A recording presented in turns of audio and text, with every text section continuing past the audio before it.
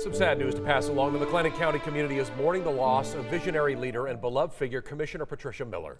Her fellow colleagues told 6 News Miller is deserving of all the kind words and has left us all with incredible memories to cherish. 6 News anchor Adriana Alexander was able to speak to people in the community who reflected on who Patricia Miller was. Adriana?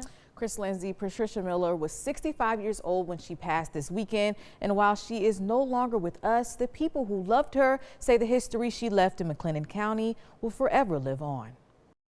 Patricia Miller was more than just a McLennan County commissioner. She was an activist. Behind every statistic is a person with a family. A leader. So I wanted to make sure that those voices didn't get left on the sideline. And an overall beautiful soul. Her loss it may be heaven's gain, but it's a heavy loss for us. Patricia Miller died at 65 years old. Her death confirmed by McLennan County Judge Scott Felton Sunday, January 28th.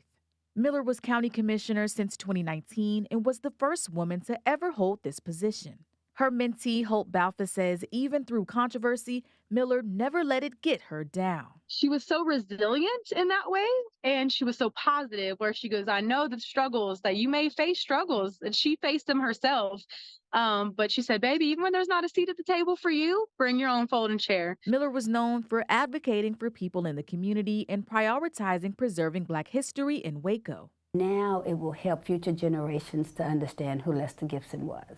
Before her death, she began hosting her own show on The Beat 107.3 in early January. And the radio crew reminisced on the impact she had in their lives. That smile, she light up the room, you know, and she just touched it. It's like you really anointed, you know what I mean? That's the kind of love that God had inside of her. She was more than just a commissioner.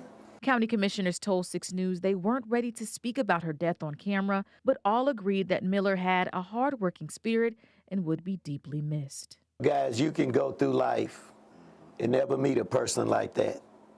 You can go through a whole life and never meet one Pat Miller. But we were blessed. We were blessed. Yeah. We were blessed.